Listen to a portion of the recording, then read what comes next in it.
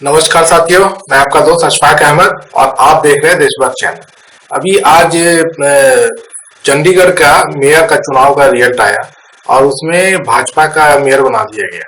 तो इस पे एक वीडियो कहीं से लीक हुआ और ये पूरे सोशल मीडिया पे छा गया, दिन भर चलता रहा, वायरल होता रहा। तो इसमें दिखा रहे हैं कि जो रिटर्निंग ऑफिसर है चुनाव आयोग का, तो वो जो बैलेट पेपर है उसको निरस्त कर रहा है, उसके ऊपर में कुछ लिख के निरस्त करते जा रहे हैं।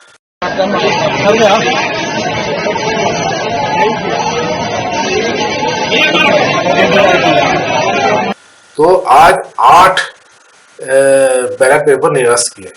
अब यहाँ जो मेयर का चुनाव था तो वहां पे समीकरण ऐसा था कि टोटल 35 सीट है चंडीगढ़ का जो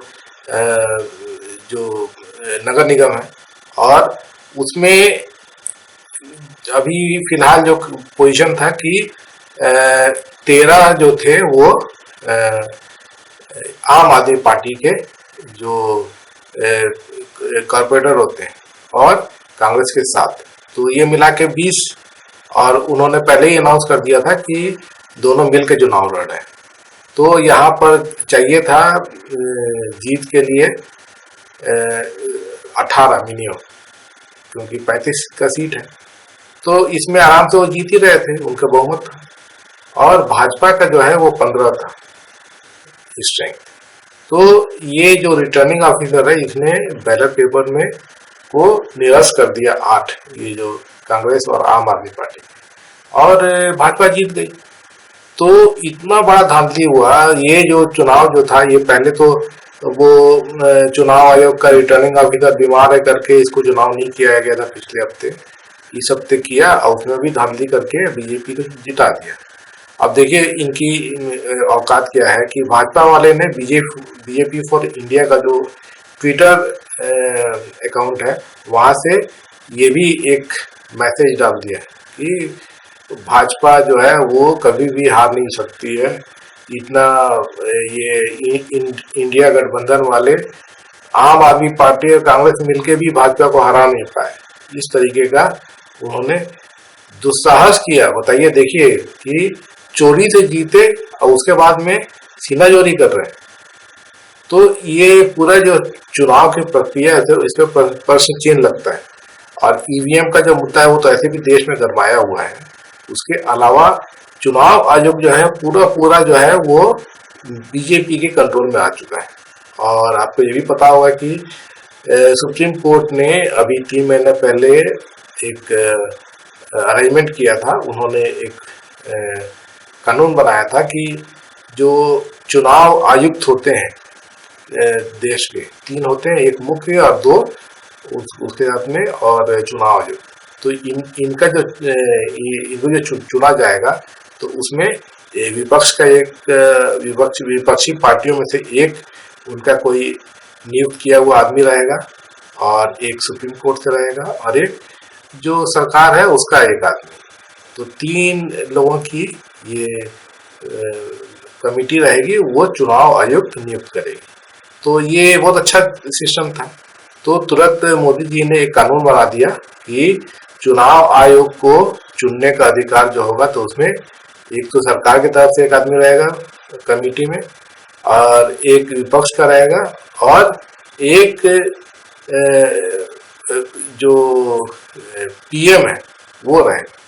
तो इसमें तो पहले ही जो भाजपा के या मतलब मोदी जी के 2 आदमी हो जाएंगे, तो फिर चुनाव आयुक्त तो नियुक्त करने में क्या दिक्कत है, तो मोदी जी के आदमी रहेगा ना। तो इस तरीके का ये पास कर दिया। तो अभी वो भी कोर्ट में चल रहा है मामला, अब कब सुनवाई होगा। लेकिन ये देखिए इस तरीके से करते हैं। दूसरे चुनाव आयोग का जो काम हो रहा है तो वो तो पूरा धांधली वाला काम दिखता ही है। अब जैसे चंडीगढ़ में दिखा, और दूसरी जगह पे भी जो रिजल्ट आए थे, जैसे कि अभी 5 राज्यों के चुनाव हुए थे जिसमें भाजपा जो है वो राजस्थान, मध्य प्रदेश, छत्तीसगढ़ 3 बड़े राज्य जीत गई थी। तो सवालिया निशान लग गए थे क्योंकि छत्तीसगढ़ में कांग्रेस की लहर थी, वहां पर चीफ मिनिस्टर का चेहरे ही नहीं था भाजपा का। जो रमन सिंह है वो तो सोए हुए थे, उनका कहीं नामो निशान नहीं था, और भाजपा का कहीं लहर नहीं था। हर जगह कांग्रेस ही कांग्रेस दिख रही थी। और उसके बावजूद जो भाजपा है वो प्रचंड बहुमत से जीत गई।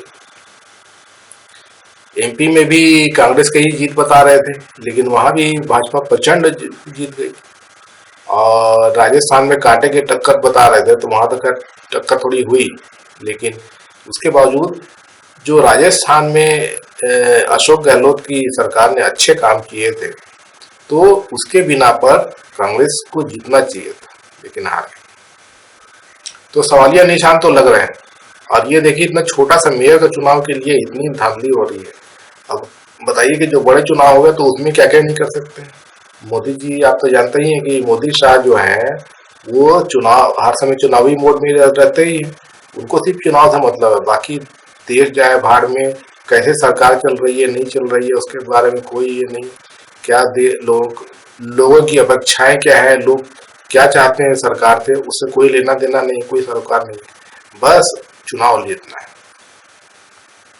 तो ये जो खेल चल रहा है, तो इसमें जो चुनाव आयोग की मिली भगत एकदम साफ दिखती है। ईवीएम का भी जो सवाल है तो वो भी बहुत ज्वलंत है, क्योंकि ईवीएम जो है किसी देश में इस्तेमाल नहीं होता है, सिर्फ हमारे देश में होता है।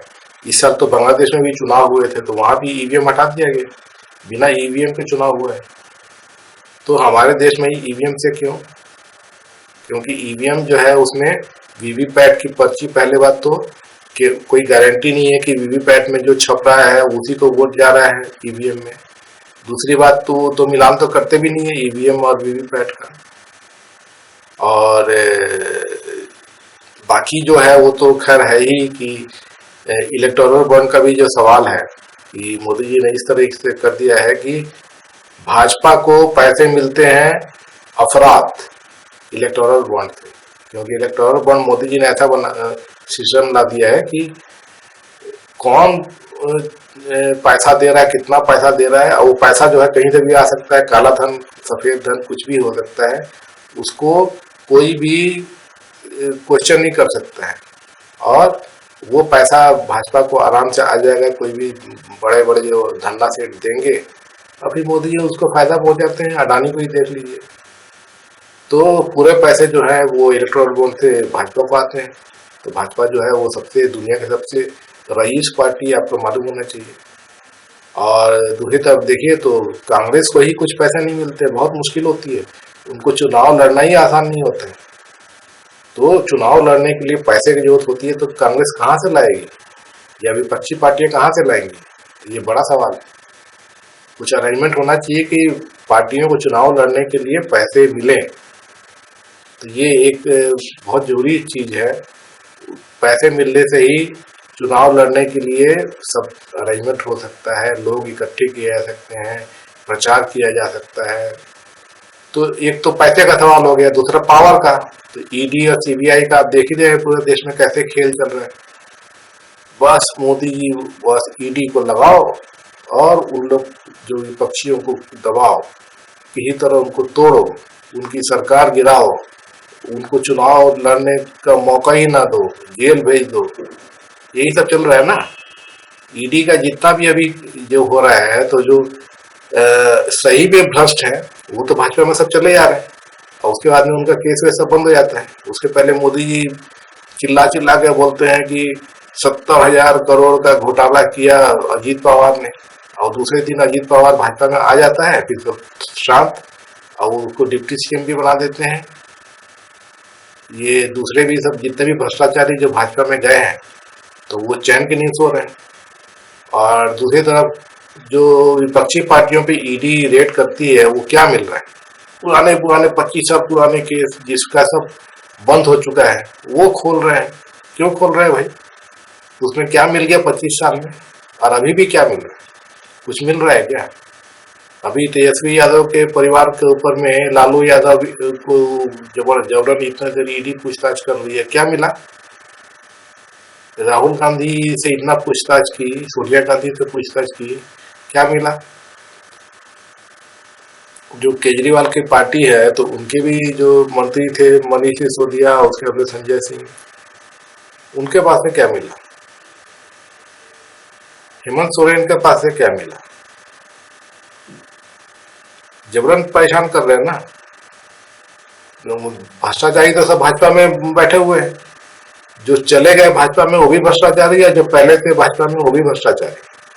उन पे तो जांच नहीं होती है, क्यों नहीं होती है? भाजपा क्या पाक साफ है? वहीं पे तो पूरा भ्रष्टाचार है। मोदी जी का ही देख लिए, अडानी वाला ये मामला है। अडानी इतना आराम से इतने पैसे उसके पास में कैसे आ जाते हैं? कैसे उसका बड़ा बड़ा लोन माफ हो जाता है बैंक का, और उसके बाद में कैसे उसके शेयर जो है उछल जाते हैं, और तो पैसा जो हवाला से आता है। हिंडनबर्ग का रिपोर्ट क्या कहता है? तो ये सब मुद्दे हैं ना। अगर देखा जाए, जांच की जाए, अब क्या होता है कि मोदी जी जो है वो भाजपा का जांच नहीं कराते, कांग्रेस करवाती थी, कांग्रेस का भी, और जेल भी भेजती थी, लेकिन मोदी जी नहीं कराते हैं। अब जैसे कि 2G स्कैम और कोयला स्कैम जो कांग्रेस के जमाने में इतना हल्ला हो गया था, अभी हो सकता है? उससे तो बड़े बड़े तो सिर्फ अडानी के ही घपले हैं। मोदी जी जब है तब तक वो सब जांच नहीं कराते हैं, सब मामला ठंडा पड़ा हुआ है। मोदी जी नहीं रहेंगे तो सब जांच होगा ना।